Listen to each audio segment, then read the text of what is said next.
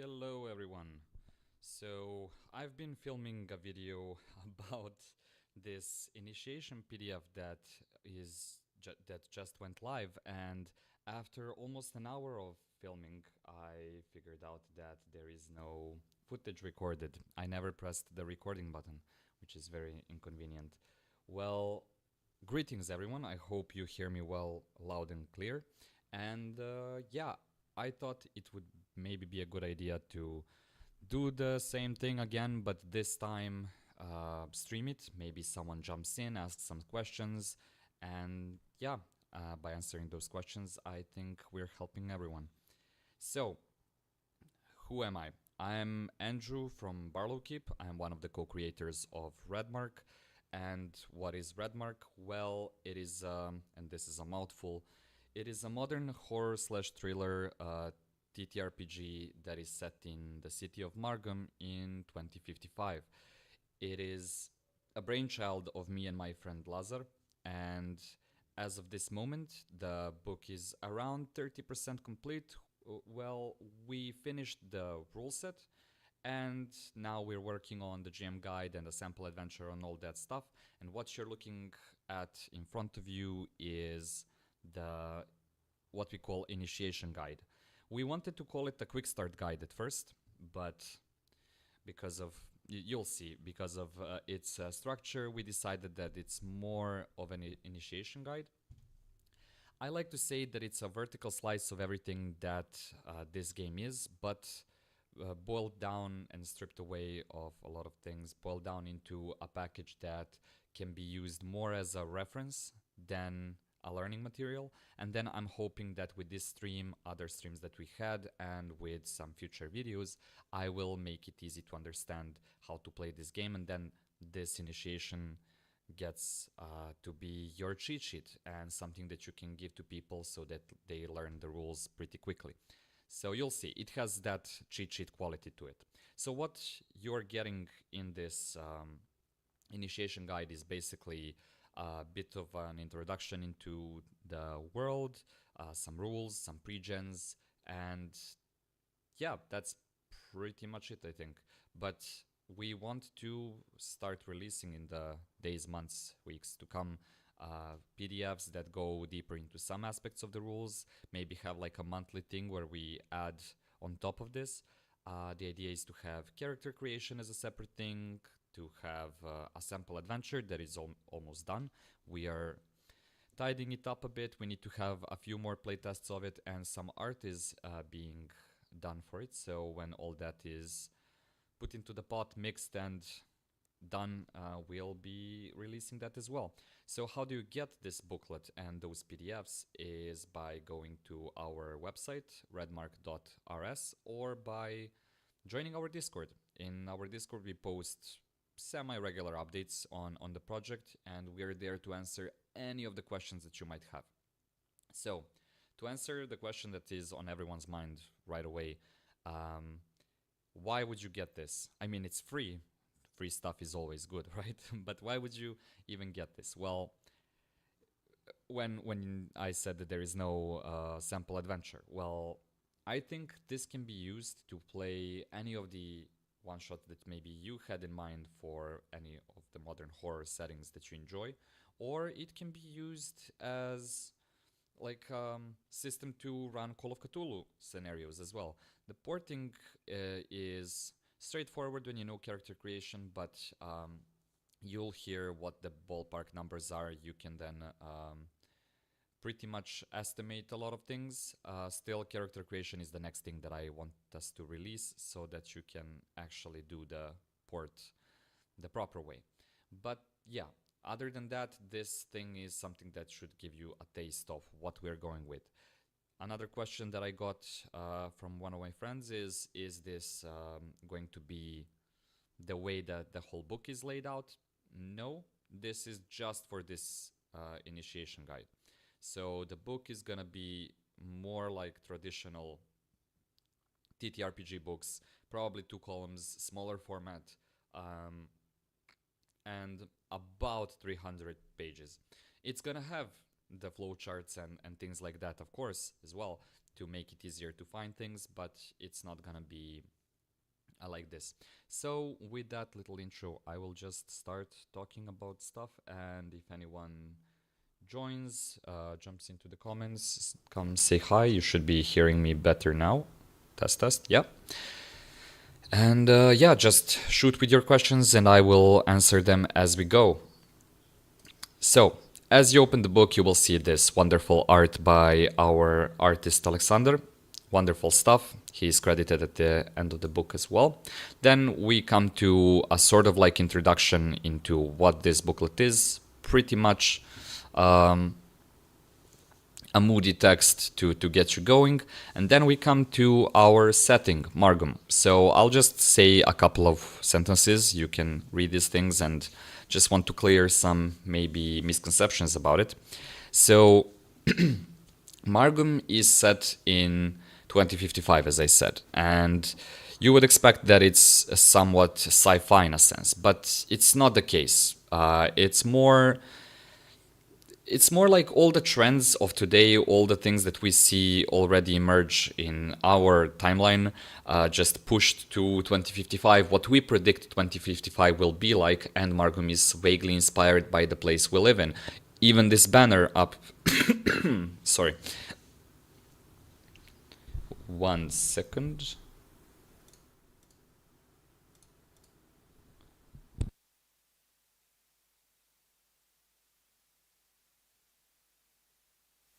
Okay, back at it. So even this banner here is a photo of our city stylized. So it is very inspired by Belgrade. So it has some traditional architecture, some like new skyscrapery things, and also communist blocks. Something I really think that communist blocks are very interesting in the vibes they give. Not comfortable ones, at least not for me, because I don't live there. Maybe if I were to live there, it would be different. But anyways, yeah, Margum is, as I said, not cyberpunk and not sci-fi, but there are still some things, like, for example, where do we imagine our smartphones going? We developed a thing called a microphone, which is like a set of little things that you glue on your face, your ear, your eye, and then you experience the world with some augmented reality overlaid on top of it. What's happening with self-driving cars? Sure, self-driving cars are a thing, and taxi drivers are giving you drinks instead, like you're in a one-person cafe. So what about flying cars? Well, that is where we draw the line. There are metaverses, like drug-induced metaverse places owned by corporations, but flying cars are where we draw the line for some reason. Well, they exist, like the drone cars we see today, but they are forbidden for obvious reasons.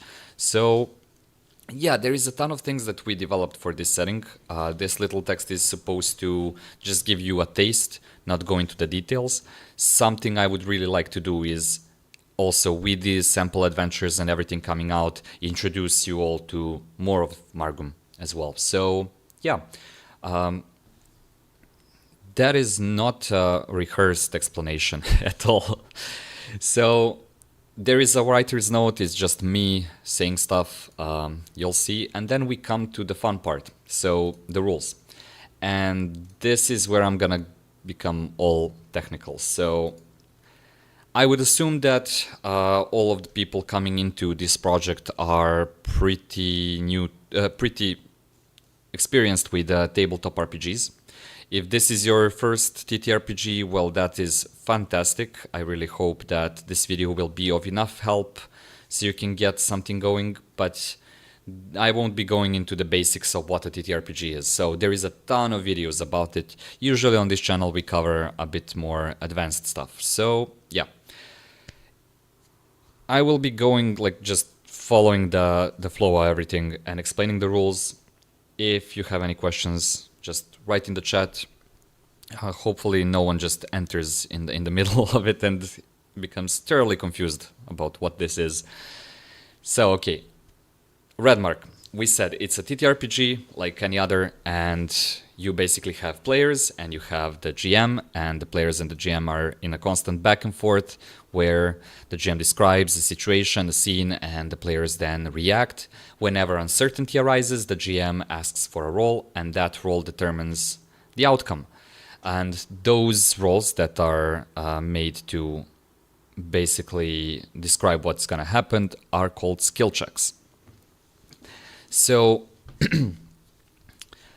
whenever you're rolling any dice for the skill check, it's either going to be the GM who calls for, or players will suggest certain skills and aspects to roll.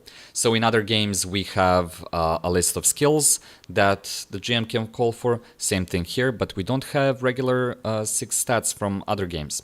So we bundle all of the things that can be done into a combination of skills and aspects. Oh, the undo button. Okay, we're gonna do it like this. And the Photoshop is not a good choice for this, but bear with me. So each character has 6 skills. They are numbers ranging from 0 to 100%. The system itself is a D100 roll under system, which means that a skill has a certain value. Let's say, oh, this is going to be annoying. It's probably a setting for it. So let's say we have 70%, and you're asked to roll your D100. You basically roll 2 D100s.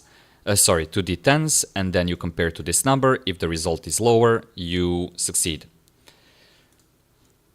So what you roll, or better yet, what you're trying to be under, is one of the skills that is related to the action you're trying to do. So we have force.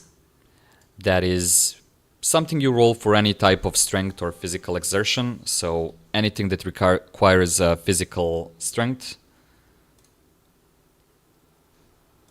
Sorry about that. Then we have move, that is tied to any type of agility, dodging, acrobatics, climbing. It's like dexterity basically. So you can look at this as strength and move as dexterity, but you'll see the difference. Shape is then anything that is related to creation, modification, crafting, repair. So if you're defusing a bomb, you roll shape. Adapt is improvisation, stealth, survival, which means that if you're trying to blend in with a crowd, you might do adapt, but also if you're trying to walk on a very uneven terrain and you're very slowly moving, you can argue that adapt is what you do because you're adapting to the terrain. You can also use move, but move is more for like those nimble actions, I would say. Adapt is when someone that is a city person like me goes into like a rocky mountain and tries to adapt and overcome. Adapt, improvise, overcome. So control is related to precision, manipulation, influence, and aiming. So we wanted aiming to be like under this precision thing. So when I said movies like dexterity, well, these two are kind of like together they do dexterity. But control has also that aspect of manipulation and influence. So if you're driving a car, you're rolling control. If you're trying to manipulate someone, like to do something, it's also control. You'll see how this plays out. And sense is something that is, I call it perception on steroids, because it's everything that perception does in other games. So it's tied to perceiving things with all of your senses, but also your general awareness and your intuition. So it goes a bit into the into the intuition part, into the internal part as well. So those are the skills, and they answer the question what a character is doing, what they're trying to roll for. And then we have aspects that are that actually answer the question of where, in what context are you trying to do something. We call them, we say that they represent a distinct category of influence or environment. And yeah, you can see by their names, they're pretty self-explanatory. So we have industry, nature, society, science, spirituality, and void. The industry, whenever you're around technology, machines, urban environments. Nature covers organic matter, survival, wilderness, all that stuff. Society covers culture, social interaction, tradition. Science covers research, methodology, and analysis. Spirituality covers religion and ritual meaning, and void covers everything that is incomprehensible. So I need to go a bit deeper into some of these. It is completely fine for a GM to say that you can roll industry even though you're not doing a thing on an industrial object, but you're surrounded by industry. That goes with spirituality as well. Like if you're in a church or any other, like, what do you call those? Buildings of faith, whatever. Then you are also eligible for rolling spirituality. So it is vague in that sense, but what I want to focus on is society. So if you want to remember something that is like a social phenomena, you know things about social, maybe even sciences, you could argue that that's society. On the other hand, you can say that science is applying any knowledge, detailed like methodological knowledge or analysis onto a certain task. So it is vague like that. Spirituality, then you can also say that it covers historical things about spiritual things, like what do you know about rituals, occult things, old religions, like, I don't know, Templar Wars, whatever. It all falls under spirituality. And I would say that spirituality is humans' best effort to understand the void. There is a whole thing that I want to talk about when it comes to the void. It's where our supernatural things come from, but I will leave that for the end, because that's a discussion that might take a while. So, you now know what skills and aspects are, and I should probably, do I have a character sheet somewhere here to show you how that actually looks? No? Oh, I'm spoiling things now. God damn it. Okay, so it should be somewhere. Don't pause and read that. So it's 13. Okay, I'll remember that. So you can see this is where skills are written. So you can have like, I don't know, 70, 30. These are the numbers, and whenever you roll dice, you are trying to roll underneath these numbers. On the other hand, these are the aspects, and now we're going to cover how aspects function so that you can understand how the combination of a skill and up to 2 aspects really gives you the result. So 13, right. Okay. 4, no, 5, 6. As I said, not the tool for the job, but I really wanted to get this out, and I think I will do the edited video, but this will help in the meantime, at least clear some things. So here we can see a graph of how a regular roll, how you go about rolling to see if you succeed. We said for all the skills you roll 1d100, and these dice can have critical successes and critical fails. If you roll, we can even, there you go, that's much better. If you get a 1 on this roll, you'll have a critical success. That means that your action was an exceptional success. Whatever you were trying to do, really, you succeeded the best way possible in doing it. And there is a counterpart to that, that is critical fail, which says, okay, if you rolled 100, then whatever you tried to do is gonna fail dramatically and have maybe some consequences. And this roll is, let's say you got, we'll use this as an example, let's say you got 55, oh no, let's do 85, okay? Then from that you can subtract up to 2 aspects. We said this is something that the GM will announce which dice you should be rolling, but in some cases when you become more familiar with the game and how all these things function, then the players will also propose and bargain, and it will be more of a conversation. So at this point, let's say you're trying to open an industrial door. You rolled an 85, you need to be under 70. That's your, let's say, force. So you're forcing open a warehouse door, and you have a D8 in industry. So you roll a D8, your GM says roll force industry. See how that already tells you what you're trying to do. So you're rolling force industry. Well, let's say this falls on 5. You subtract that from the 85, and now you are here with 80. Still not good enough.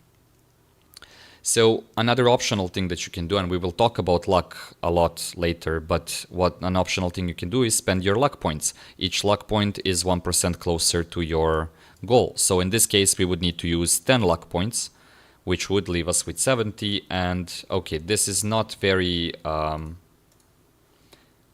this should be like this. So it can be equal as well. Doesn't matter right now, but if you reach 70 or lower, you pass the check. It's important to say that aspect dice can also, that was not a proper line, but aspect dice can also have critical values that are the maximum number. Like for example, this D6 has a 6 on the top, or they can fumble, also known as critical failure, when they go to 1. So it's good to have 1 here, but it's bad to have 1 here. On the other side, these don't impact your result that much. Like if this roll succeeded, then this will just maybe narratively give some information to the GM. For example, you succeeded on your skill roll. Let's say this is, I mean, even with this, if you have total less than 70, okay, cool, you succeeded. But let's say that this die was 1, and we can say that, no, not this time, this was the industry one. Let's say industry falls on 1. So what happens? Well, you still open the door, but you can't close it anymore. It is now broken. That's how you would maybe interpret these. It's an optional rule, it's an optional thing. Hey there, Radio Retro Future. How are you doing tonight? So yeah, I've been going through the quick start / initiation guide, just laying down the rules, because I've been filming a video for the whole day, and then I figured out that someone called me and my phone like stopped the video, and then yeah, I lost everything. So I said I'll sit down and do a breakdown like this from my home, not from the studio.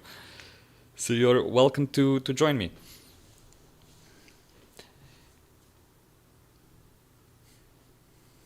Anyways, yeah, so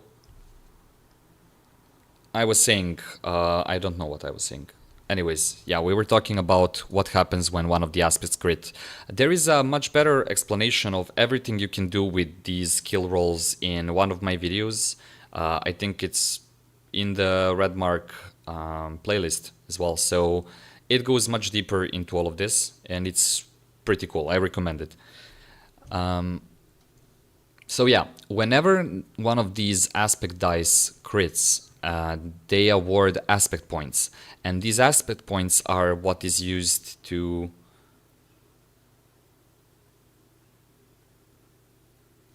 That's completely fine. Thank you for joining. I'll be seeing you on the stream tomorrow. I saw you sent me a Discord message, but yeah, I was a bit busy. For sure, yeah, our arrangement holds for tomorrow. We will be making a launch party for Nightwatch RPG. For those who don't know, you can check out everything that you need to know on the Radio Retro Futures YouTube channel. Yeah, see you then.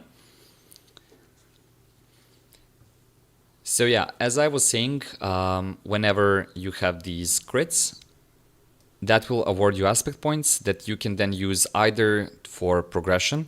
So to bump up one of these dice, you need a specific number of these aspect points, but that is not in this 13. Yeah. So you would, like, write down how many aspect points for each aspect you have gathered here, and then from a d6 to go to a d8, for example, you need, let's say, 6 of these points. You can like choose how fast you want this progression to be. We usually use a slower one for campaigns, a faster one for one-shots. But yeah, it's really hard to get a die to crit, for example, 6 times. And also these points can be used, as is noted here. Was it? God damn it. I'll never learn. Okay, so these points can be used to reroll any die from here. So you're constantly trying to figure out, do I really need this roll or do I want to progress? Some aspects you wouldn't want to progress, because for some you like it being swingy, you like it being easy to fumble or crit, because that brings you some sort of like narrative advantage. So maybe for a certain aspect, you know, you're just gonna spend all of these aspect points on your rerolls. So yeah, that is maybe too in depth when it comes to just rolling a simple check. But to recap, you roll a d100, you roll up to 2 aspects that your GM announces, and then you can spend luck, and you have to be below your skill value. That is all that needs to be said here. So yeah, an average person has a skill value of 30 in every skill, and a d6 in each aspect except void. If someone has more than a d6 in void, they are not considered average anymore. That means that they had contact with the otherworldly, and that was for a reason. So probably not average anymore.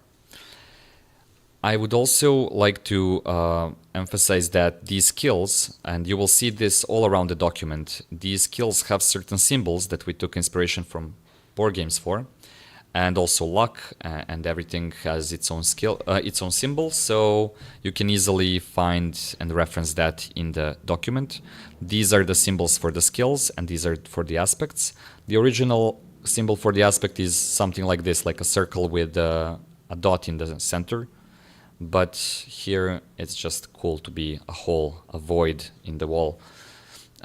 So this would be force, move, shape, adapt, control, sense, industry, nature, society, science, and spirituality, and of course, void. So you see here, these are like examples of, like, we're rolling under shape, and yeah, you can see that all over the document. And also here, so we are fixing some electronics, shape industry. We're trying to maybe discern, is this blood on the plant something, are we tracking something? Is it the plant that is bleeding? Well, I would say that for the first one, I would say sense nature. Maybe if we're trying to sense someone that is a person in the forest, maybe if we think this is human blood, we could roll sense nature society. Or if we're trying to figure out if this is a poisonous plant, maybe we do sense nature science. I am aware that these are very vague, and that a lot of players will argue that a lot of things can be controlled, and there is actually a little paragraph in the book saying called "Everything is Control." When someone says, I want to control ... you need, as a GM, to ask a bit deeper into the question, like, how are you gonna control? And you will see, like, oh, I want to control my body so I can balance on this rope. Okay, but how do you do it? Explain to me. Describe how that looks. Well, I'm moving my arms closer to my body and like moving them up and down, trying to balance out. Well, that is move then, because you're trying to do that maneuver in a way. So all of the skills should, in time, get their own meaning, get like, they start as a vague mess, and then slowly as you play, you as a GM get a feeling for what each skill is, the players get a feeling for it. At one point, what we saw is like an emergent thing that happened, is that players started communicating intent with using these skills. So someone would be in the forest and they would be looking at the tribe. One player might say, I want to roll sense plus industry, while another would go with sense plus society. I would then, as a GM, answer to the first one in a way of like, okay, this is how their tools and houses and everything looks like. The other one would get more of a social structure and like their temper and all that. So we call that divergent outcomes, also not mentioned in this booklet, but it's cool to know. Why not? Okay, that is everything I wanted to say for like basic rolling, and I'm pretty sure that one of the feedbacks that we might get is that this is a lot of math to be done on the fly. And I agree. If you use all of the things that you have in your toolbox, that is true. But luck, as you will see, is a very, very valuable resource, and it's not something that you want to spend. Aspect points are something that dictates your progression, so that's also something that people would maybe like try to use as a resource, but also keep and hoard. And aspects, yeah, that is something that is just a lot of math, but usually you will announce what you're rolling. Most people don't roll everything all together. They roll this, see how they went, then they roll aspects. For GMs that want to make players a bit more hesitant when it comes to just rolling aspects, even though you failed your original roll, you can say that if you failed your original roll and then an aspect fumbles, you're gonna have a critical failure. While if it like this critical failure, like everything, like you rolled a 1 here. But if this crits, then maybe you will still fail, but you will have some like more of a fail forward moment. So the amount of severity that you put into these aspect crits and fumbles is the amount of, I would say, rolling that people will do. Hopefully that makes sense. Yeah, let's look at the next page. So composure.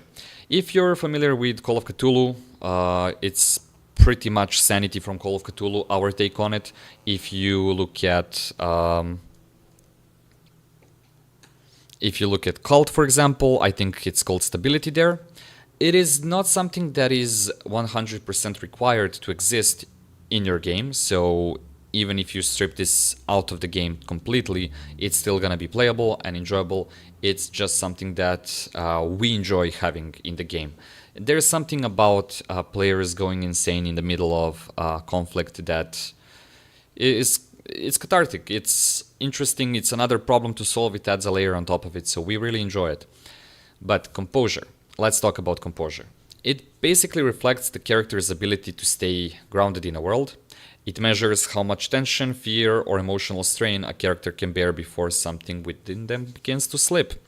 And yeah,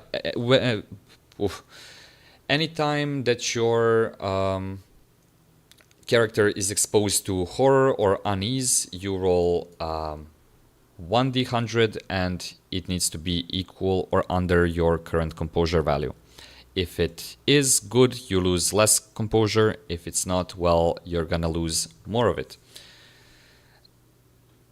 And yeah, we have a graph here that shows all of that pretty nicely. So when a GM calls for a composure roll, as always, you roll a d100. This is the symbol for composure, like a reverse version of void. So let's say your current composure is 43. And you're rolling your d100. If it's under, as we said, success, less failure, more. Now, the GM then announces how much composure you lose. In this case, GM said, okay, lose 1d6 composure. We rolled a 6, so we lose 6 composure. On the character sheets, there is a place where this is, so we're 7, 13. Yeah, this is where composure is being tracked. So your maximum composure, let's say, I don't know, 70 or whatever, is here. And then we have your current composure that might be, I don't know, 55. Well, as you're losing composure, this value is going to go down. At one point, it will reach the number that is written here, which is called a breaking point. Let's say that is 50. We'll come back to this. So we lost some composure. This is our current value. What happens if we go to 0? On 0 composure, your character becomes permanently insane and the GM takes control of them. This doesn't need to be like losing a character to death, right? It is giving your character a different life, something that can be maybe very influential in the story still. You can work with your GM to see how, and GMs, I really encourage talking to your players on how you would use this character. Does this character become an antagonist? Do they become maybe a completely insane helper to the party? Maybe they have some insane insight. They can still be a part of the story, something that you can discuss outside the sessions, but the character doesn't have direct control over them anymore. They need to roll up a new character. But okay, that is dramatic. That is what happens if you reach the 0. What happens when you come to the aforementioned breaking point? Well, when you come to the breaking point, whatever caused the composure loss and the situation that is around you will impact the character, and they will get a trigger. This can be, for example, if I had my composure drop right now. For example, if this stream reaches, I don't know, like 1,000 concurrent users, I would probably have stage fright and I would lose composure. Maybe I reach my breaking point and then, I don't know, maybe filming becomes my trigger, or like I get paranoid of recording or whatever. Something like that would become my trigger. Now, the GM can choose triggers that are more or less common in the world to, in a way, balance out how frequently they're gonna appear, how frequently they're gonna affect the character.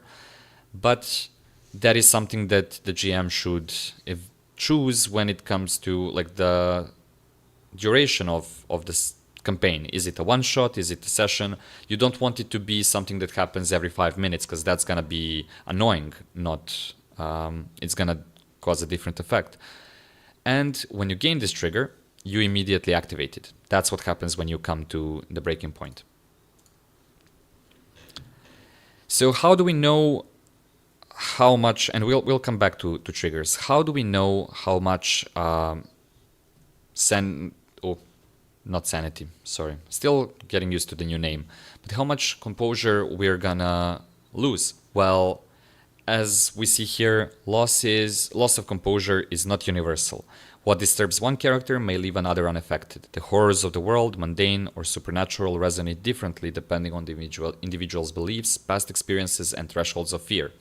So that's why we have this table to somehow categorize this. But the GM is still very much encouraged to think about how this character would react and then assign loss by doing that. This is just a rough guideline. So whenever you see composure loss being described, this notation is used, x/y, and x is the amount of composure lost on a successful roll, composure roll, so if you pass the check, and y is the amount lost if you fail the roll. Mostly if you're successful for smaller things, you will lose 0 composure or 1, but on a failed roll you might lose a much bigger value. So we categorized things that could get you to lose composure into 3 categories: mundane atrocity, reality fracture, and reality collapse. As you see here, mundane atrocities are just horrors and shocks, disgust, traumatizing events that are explainable, real-world things.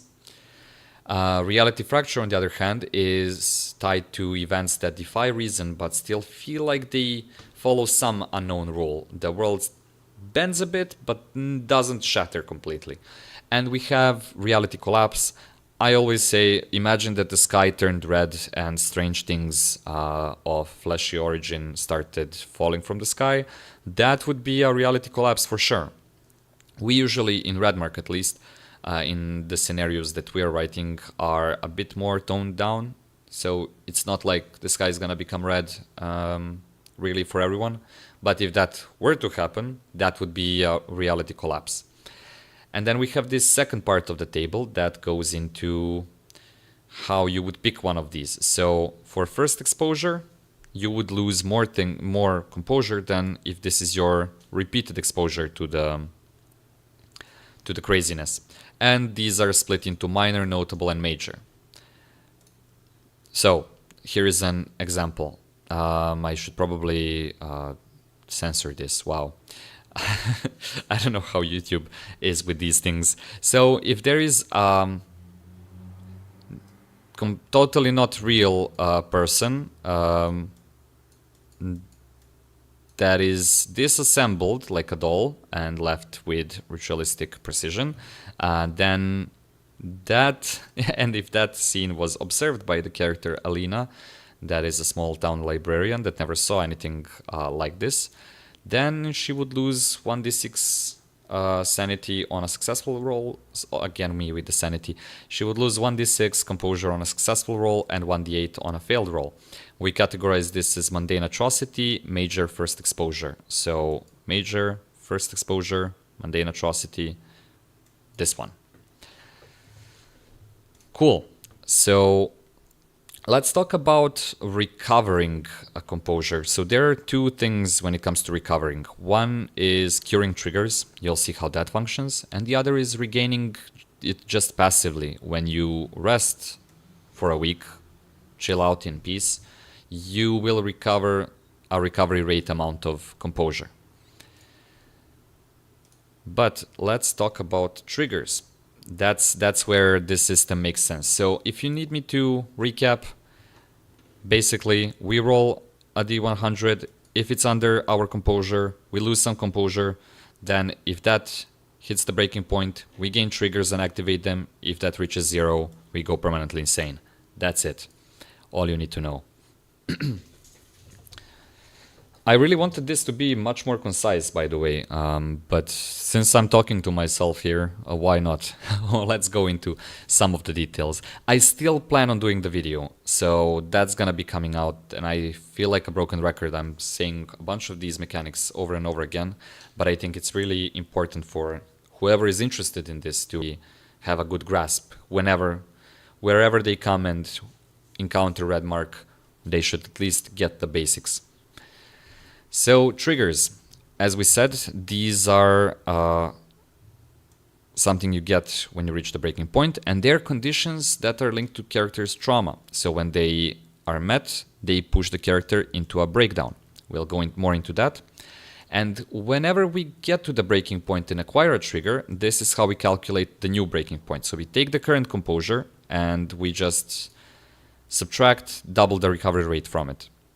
And then that is your new breaking point.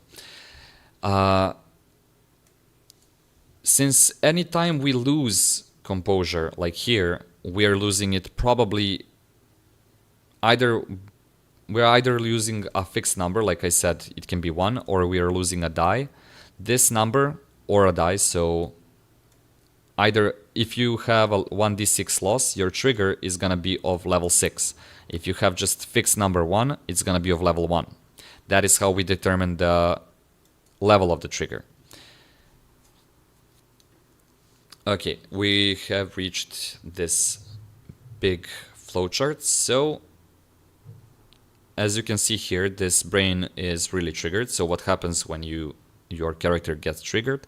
Well, you ask a question, do I have a breakdown already? No active breakdown, you gain a level 1 breakdown.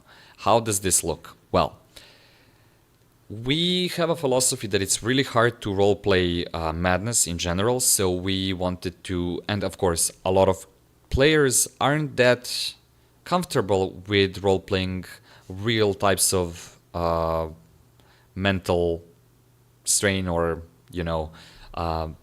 conditions. So we wanted to make it more abstract, give more freedom to the players so they can decide how severe it is and how they would interpret it. So what you do is you roll a d6 and you select a skill. So here, this would be 1, 2, 3, 4. Let's say that we rolled a 4. So we would use adapt. And then the GM is there to set an aspect, probably based on the scene. Let's say, because we have an industry sign here, let's say industry, just for the sake of it. Imagine our character from the example before, broken into the warehouse and then saw something like a mundane atrocity, and just that triggered something. They got a breakdown, and now they have adapt plus industry madness. How they're gonna roleplay this is up to them. I have some examples here. We have a ton of examples for every combination of skill and aspect in the final book. And we are thinking if there is enough interest of sharing those as a PDF at one point as well, so that people can actually figure out how to go about doing these things. And the breakdown lasts skill value divided by 10. So if you have 50 in adapt, that's 5 hours. Is that a lot? Yes, but that is if no one is helping you with resolving this trigger. Allies can help at any time. We will see that later. But let's look at some of the examples that we have here and then try to come up with an example for our situation. So let's say we have a symbol here for force and we have industry. So force industry says lash out at people talking on phones. Why not? That makes sense. Not that big of a madness. Could be pretty annoying in like your regular everyday walk with the party. Then this is move, nature. You would flee towards the city park, maybe get very agitated if someone tries to remove you from there. Just want to stay there for forever until the duration is done, for example. Or let's say shape and science. Well, even though these are not really connected to the example, we can still say, okay, you're shaping yourself into with a scientific precision, and you're mimicking people to an uncanny degree. Now that I look at it, this should probably be this symbol, like for society, but yeah, even this explanation works. That's because it's your own interpretation that matters. So imagine someone gets, it's like inspiration for the players. So even if you say like industry and someone starts role-playing nature stuff, that is still fine. As long as there is a sign of a breakdown, that is fine. Now, what happens if, because this is taking a long time, 5 hours, in-game hours is a long time. So what happens if you get triggered again while this level 1 breakdown is happening? And let's say we're using our example of adapt industry, which means that you maybe want to put wires inside of your body or skin, or you want to eat wires, whatever. You get really aroused by industrial things, for example. I don't know. I'm just thinking of it on the spot. But yeah, what happens if you get another trigger? Well, you have an active breakdown, so it just goes up, the level goes up by 1. So now you have the level 2 breakdown. Everything stays the same, the original duration isn't changed, but now your character starts having intrusive thoughts.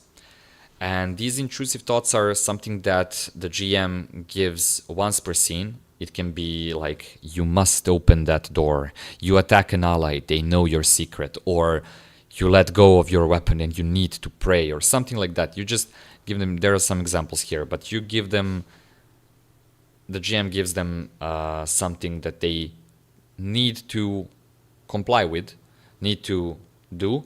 But if they want to disbelieve or suppress these thoughts, they must spend 1 composure or 1 luck point. So it's a constant struggle. Do I lose even more composure or luck, or do I listen to the intrusive thoughts? That is level 2. Again, if you get triggered the 3rd time and you follow this branch, you're level 2, so level +1, you become level 3 breakdown. And these are, you can color these in on the character sheet here. So you have 3 of those. You cannot go over the level 3. So after level 3, nothing changes. You are just, maybe the GM can give you even more of these intrusive thoughts, but at level 3 and up, you cannot resist them anymore. So you completely and fully act on them without hesitation. I would say that if you go to level 4, level 5, maybe you reset the duration, maybe you just amplify how many of these a player is getting if you're a GM. But other than that, I think there is no need for them. This is really disruptive the way it is. So let's just say a couple of more things about triggers. So there are 2 triggers that each character has, and they are unavoidable, can't be cured, you can't do anything about them. And these are, whenever you lose 5 or more composure in a single roll, you will have a breakdown. Whenever you reach the breaking point, as we mentioned on the previous page here, you will have another trigger and then it will be activated. So those are, when I say it will be activated, I mean this one will be activated. But yeah, so when your friends want to help you, or someone else like an NPC or anyone, they can try to roll underneath your mental toughness. I now realize that I haven't mentioned toughness at all. Toughness is basically, mental toughness is what you would call a will save in other games. Maybe, yeah, willpower, and physical toughness is fortitude. So physical toughness, I think it is described in, yeah, here. Mental toughness, a governing stat used when characters resist mind-affecting forces. Roll 1d100 under value to succeed. And physical toughness measures endurance versus physical threats. Roll 1d100 under value to succeed. So cold, poison, holding your breath, running for a long time, all these things that you would say are tied to fortitude would go through physical toughness. These 2 values cannot be, as well as composure and all that, cannot be modified with luck or aspects or aspect points. All of these are just for skill rolls, so no boosting any other roll. So to calm someone, you roll d100 under their mental toughness. On success, victim notes down a stability mark, which is nothing more than just a little mark here. And we said that that trigger we talked about was made by a d6, so 6 here. When you have 6 of these, your trigger is cured and you get whole or half of this value returned to your composure.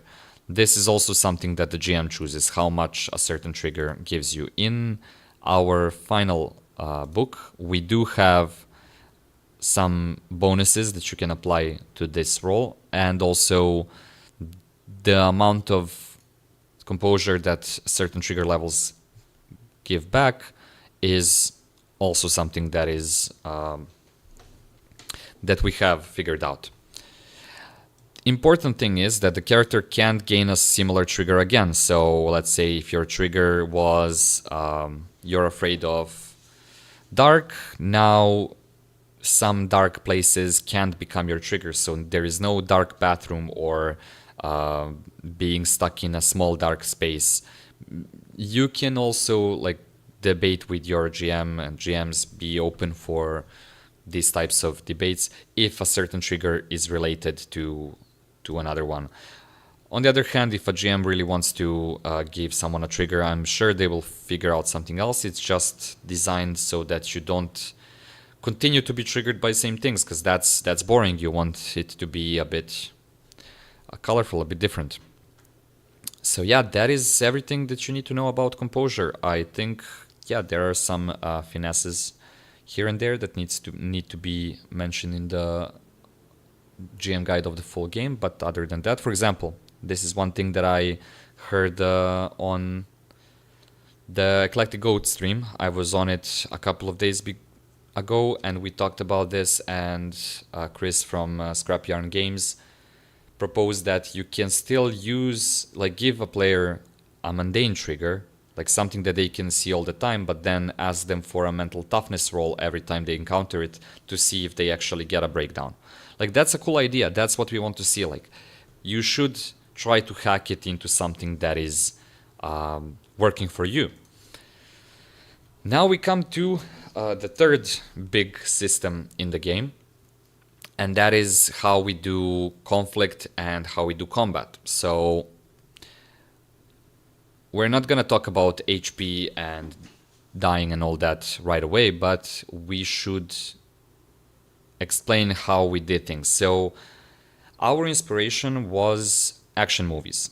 How do you see things happen in action movies? And we looked at some action movies and we figured out that usually when you have multiple factions battling it out, they are not doing things in any particular order. One would do something, then regardless if they succeed or fail, someone else, the camera, and we play around with the term camera a lot in this game, the camera watching them would maybe now watch someone else. So you see this all the time when the bad guy takes or a good guy takes, for example, this one sitting here, takes the chair and tries to hit this bad guy and then fails, and then the bad guy tries to do something, and like, you never know who is gonna be next. So we wanted to emulate this. That's why we divided everyone into factions. There is a stream we did where we go into detail on this. I will try to be brief because this is already going on for a while now, I would say. Wow, almost an hour. God damn, I'm talking too much. But yeah, well, let's just jump in. When a conflict begins, all participants are in the conflict area are divided into factions. What we define as a conflict area, well, this is a conflict area, like an area in which everyone can like pretty much see each other and they can reach each other. That is a conflict area. And we can divide these into a faction. Okay, these are the players, they are the characters, and they're like one of the factions. We can also say, okay, these are the enemies and they're the factions. So what happens with the poor character that is stuck in the toilet? Well, they become their own faction. They are not visible maybe to others, so we have three factions here, these three. How do we determine who acts first? Well, the enemies busted into the house first and they initiated the conflict, so they are the first. The characters then noticed them and were alarmed, or maybe the enemies did something. Whenever a faction interacts with another faction, they immediately, like for the first time, if that faction that is being interacted with isn't in the conflict, they are being drawn in and they are going to be placed second. And then everyone else that is outside of the conflict are placed last, following the same rules. So as they enter the scene, as they yell, in like the player from the bathroom yells, "Hey, I want to be the first one," and you have a second player here, they yell, "I want to be the second one." That's how you order them in the faction order. I am pretty sure that the text here explains it better than I did, but overall, this is how you do it. Now, factions that have only one person factions are called loners, and it is not recommended that everybody is a loner. That just brings us back to regular initiative, and you will see why it's important to have something like this where you have multiple people in a faction. So when a certain faction acts, let's say these ones act because they are the first ones, and when you don't know who is gonna play first, there is a skill check, opposed skill check. Whoever has the lowest number wins. Both factions determine who is the most ready to act in their faction, so those are the two having the standoff. And then that's how we decide who acts first. In this case, it is pretty clear. These people just jumped in, so they play first. Anyways, when a faction is currently acting, we say that they hold the momentum. And as long as they have a momentum, they can take turns in any order. And when they lose momentum, the next faction goes and can act. So what do I mean when I say when they lose momentum? So momentum ends when an action that is like a proper action, like a commitment, we call it a commitment, fails, or when everyone inside one faction has committed or decided to forfeit their commitment. You'll see what that means in a bit. So these are the two rules. When this faction no longer plays, the next one in the faction order goes. When all the factions have acted, then we go back to the first one, and that is called a momentum round. An interesting thing here is that at any point, if this faction is not aware of the loner, they are a hidden loner. And a hidden loner can act at will, at any time. Whenever they want, they can jump and attack either of the factions, really, and they will be joining that faction. They will not be a faction for themselves anymore, but they will also be able to play on their faction's turn. So that is called barging in. Now, when it comes to what you can do on a turn, you have two types of actions, and we kind of wanted to represent that like this. You have instincts. That are things that do not affect the momentum, and you can do them in any order, whenever you want. The only limitation you have is that you can only use one movement per momentum. That is not written here. That is important to note.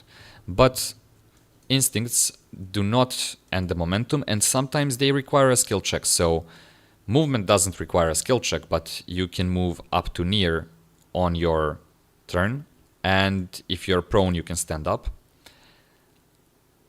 Then we have free actions, so speaking, pressing a button, glancing. Even if you glance something and you want to roll sense, it still counts as a free action, but it won't give you an advantage in your situation. It will just confirm something that is already obvious, maybe slightly give you an advantage, but it's not something that takes time. These are very short, safe actions that you can do at any point. Once someone fails a commitment, you can no longer do your instincts. Your faction lost the momentum at that very point in time, and you can't continue doing it. That's important. Also, if you're grappled or anything like that, trying to get out of a grapple would be an instinct. You're trying to get yourself free. That is an instinctual thing to do. Forfeiting commitment is also an instinct. So you might say, okay, I don't want to be able to even commit in this round, but I want to boost someone else. Let's say that this character is doing force industry. Well, maybe their friend doesn't want to do a commitment, but they want to roll industry as well, matching aspects of this player and adding their aspect to their role as well. Also, and pretty much everyone can do this. You can have one character that does the commitment and everyone else boosting them. That's the benefit of having a large group. Also, if you want to move not only to near but to far, you would need to sacrifice your commitment. Or if you come to someone that is down, like 0 HP, and you want to stabilize them, well, you can do that without a roll, but you need to sacrifice your commitment. Of course, if you're starting a long action, in this game, long actions such as hacking, repairing, rituals, all that stuff, they take time. There is a timer set by the GM, and that timer ticks. If you want to make it tick faster, you can do a commitment, or someone else can come and assist you as well. But just starting that action is an instinct. You can start it and then make a commitment to try to make it faster, but you need, for a lot of these, you need to stay at the points. Like if you're hacking, you can't then run around shooting people and expect the timer to still go down. I hope that makes sense. When we talk about commitments, they are risky long actions. They always require a skill check, and any action, as we said, any action that takes more than a few seconds and involves real chance of failure is a commitment. When a faction member makes a commitment and succeeds, their faction keeps the momentum, and another member of their faction may commit. So you basically chain a combo. The first one does the commitment, succeeds. The second one can now do the commitment, succeeds. The third one can. The third one failed. The fourth one can't do a commitment or anything at that point. Now the enemies have the commitment and they can try to chain their commitments up to the number of members in the faction. So there's no infinite momentums, right? So even if like one player does the commitment and succeeds and another wants to do a commitment, before they do a commitment, the third player can do a couple of instincts, or the first player can do a couple of instincts. Instincts are not tied to your turn. You can do them whenever, as long as your faction has commitment. As long as your faction has momentum, you can do any of the instincts. So yeah, no one can play more than once or have more than one. Yeah, that's better. No one can have more than one commitment in a round. Only if their first commitment is a critical success, they can have one more commitment that doesn't affect momentum, like an extra action that they can do. For attacking, it is important to say that all shooting, range attack, throwing attacks are done by control. There must be some pillars that are fixed when it comes to what you roll and how you roll them. So control is always used for shooting. Mostly people say shooting with a gun is control industry. That is completely fine, but it needs to be control. On the other hand, any melee attacks are always force. There is no I control my movements to precisely insert a metal thing into someone else's torso. No, you would say that is force, always. And on success, and yeah, this is rolled like a regular skill check. Like that is commitment. Attacking is a commitment and it's a normal skill check. And on success, it deals damage to the target's health points. So when we talk about health points, we should probably look at this page. And we're almost done. Wow. Yeah, this is gonna be a long video if I do it like that. We'll see how this turns out. So health. Health points, as we see here, are a measure of how beaten down a character is and of their current ability to avoid taking the lethal blow. An average person has 10 HP.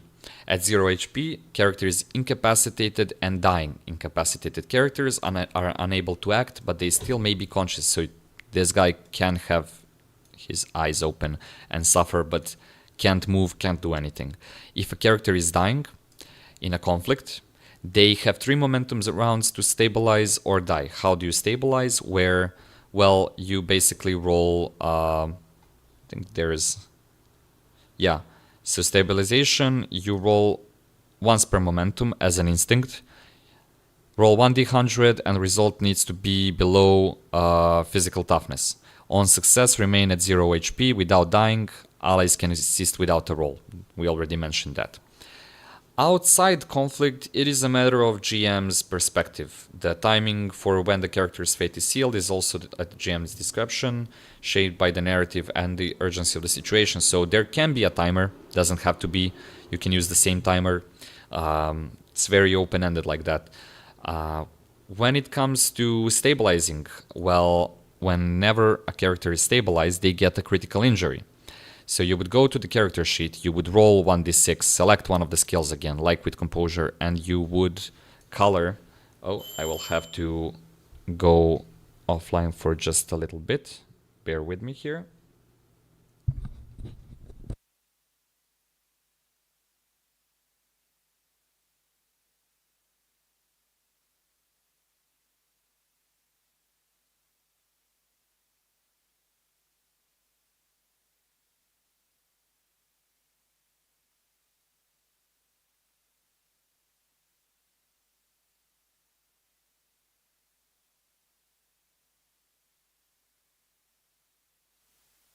Okay, we are back. So you would color one of these little circles here, and then the GM and the player would explain how this injury caused this skill to be disabled. So this skill can no longer be used until this is cleared.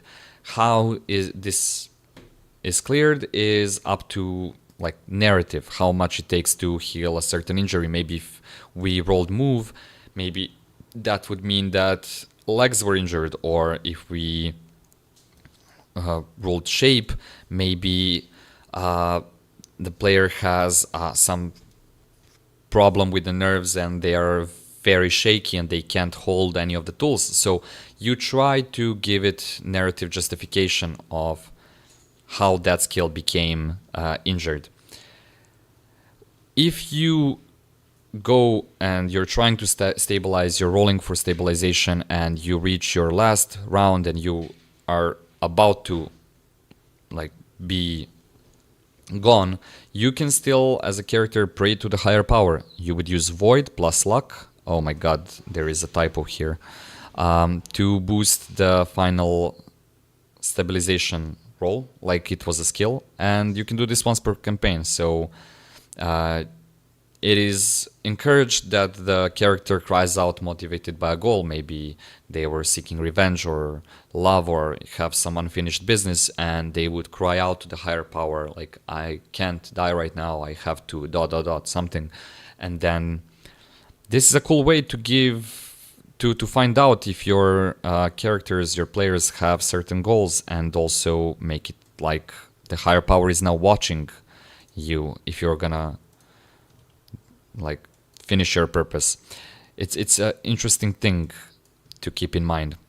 What about healing? Well, you can always once per conflict role play healing someone and roll any skill, like anything that makes sense. For example, shape would probably make sense for healing someone. Maybe adapt, control, like try to phrase it in a way that makes sense without using the word control. I always say that. You can take a break, 10 minutes once per conflict requires 1d3 HP. A short rest is 4 hours in a safe space is 1d6. And if you rest for 8 hours, that's all the way up to full HP. It is like that because an average gun deals 1d6 damage, while, as we said, an average person has 10 hit points, so, or health points. So yeah, that is why you can always heal, because your ability to avoid taking the little blow is returned back to normal. We tried playing around with some other systems for like being injured even between encounters, but we figured that the injury system we have here is enough for in between encounters. Okay, then we come to resources and luck. Resources are an abstract measure of wealth, so there is no money, gold, loot in that sense. Of course, there are things that you can have on hand that are like your little reminder of what you keep on your character. And this is not something that impacts the resource value. Resource value is just like skills, a value that you can roll under to see if you own some things, and that is called what's in the bag. So players can roll under the resource value to determine if they already own certain items. The item in question must align with the character's lifestyle. How do you know what your lifestyle is? Well, you chose one of the resource values that describes your lifestyle. And when it comes to luck, it isn't just a measure of fortune, it's a resonance, a lifeline, a tempting gamble. In moments where failure feels too costly, players can spend their luck to tip the scales. And they can do that by pushing luck. That is something that we mentioned on the first page, where you spend luck points to boost a failed roll.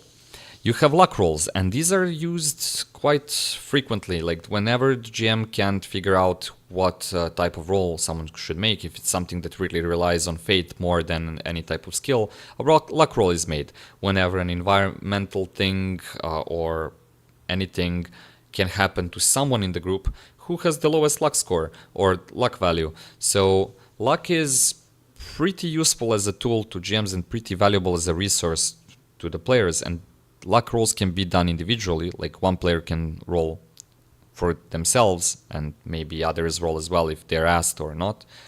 Or luck can be rolled as a group. If the luck roll, then one player rolls for everyone and must roll under the lowest luck value in the group. Another thing that we kind of snatched from Call of Cthulhu is memory and environment. So you can roll luck for items a character might own, but they forgot to bring, or they might find these items. Like, for example, going into a shack and asking, is there a hammer here? Like, probably yes, but let's roll luck and see. It's important to note that luck can't rewrite impossible past. So there is no, oh, we found a giant slug, so I probably went to the store before this encounter and bought a ton of salt. This is actually something that happened in a Pathfinder game of my friends, but I'm using it as an example because of its absurdity. You're not gonna see giant slugs in Margam anytime soon, unless it is some form of genetic experiment that turns people into slugs and you're playing that kind of game, in which case that is completely fine. So yeah, that is all of the that are all of the mechanics that I wanted to mention. We have pre-generated characters that are kind of like pretty archetypal. If you imagine a table that has skills on one side and aspects on the other, these are the diagonal of that, basically. So we have Juggernaut, Climber, Inventor, Trickster, and the Occultist. And they all start with 50 luck points. You can play around with gear. We didn't want to include gear and conditions in the initiation guide because that would be too much. But we are gonna release more of that as time goes on as well. These are some examples. So like a knife is a D4, pistol is D6, has the range of far. You don't really need more than that to get started. Like if you need a bigger gun, up this, you're done. There are some targeting mechanics that we can't go into right now. That is for a future video. But yeah, you pick one of these characters and play around with them until we release character creation rules.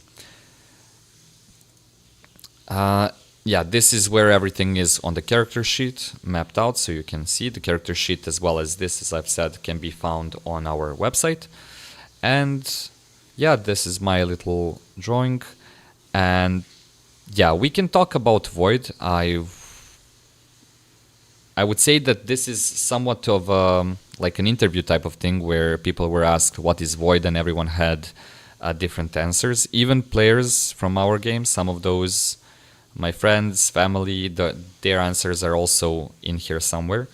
And Void is a customizable thing. There are grand truths about the higher power because everyone plays a different kind of horror. We all know what the higher power is. We all know what type of feeling we get from liminal spaces, from reading about SCPs, reading urban internet legends and all that. So the Void is what we feel when we feel that something is watching. And why do we get drawn when we are close to the edge and all these things, like the feeling that is invoked by thinking that something high up there is thinking about you. And it can be Cthulhu or any of the old gods from Call of Cthulhu. It can be just the fact that there is something beyond Elysium in cult.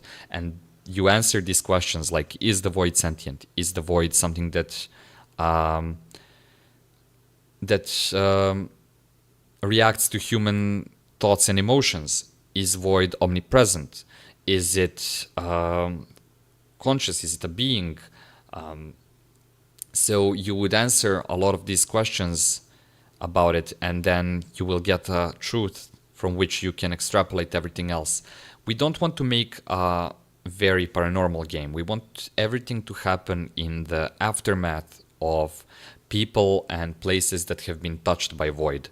And that is what we find interesting and evocative. As soon as you give health bar to the monster, you change the genre, and that is fine. That's why we want the trinity of the mundane, the horror, and the action. That's why I say it's a modern psychological horror thriller. And that's why we force in character creations people to think about their bonds and their place in the world. We want that pacing to be like a triangle, and defining void to be very direct and very paranormal, and everything to be like to have, for example, big slugs and fish people. That is fine, but you need to answer the questions of what void is for you to be able to really put a vibe under that statement. And I am beating around the bush a bit here, because we do have our interpretations that are going to be in the book, but it's just too philosophical to get into now, and we're already almost hour and a half into this. So I would say this is like the first step. It was very challenging to get this done, because we were getting it done for the Game Fund open call competition, and it was very challenging to get it compressed and made in 20 days into what it is right now. I'm aware there are some mistakes in the document. I will try to fix them in due time, but this is all made in Photoshop, so fixing any of the things is pretty hard when you open a file and it takes like 35 gigabytes of space from your RAM. So yeah, hopefully this can be useful to someone, and hopefully you look forward to our sample adventure. That would be all from me.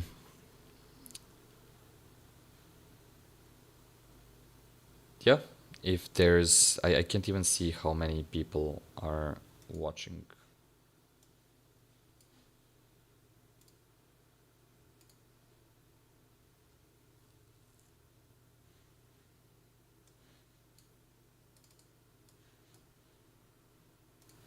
Well, it appears that a couple of you were here, so thank you very much for watching. And yeah, if you have any questions, join our Discord, join our newsletter so you get all the PDFs that are being released and will be released.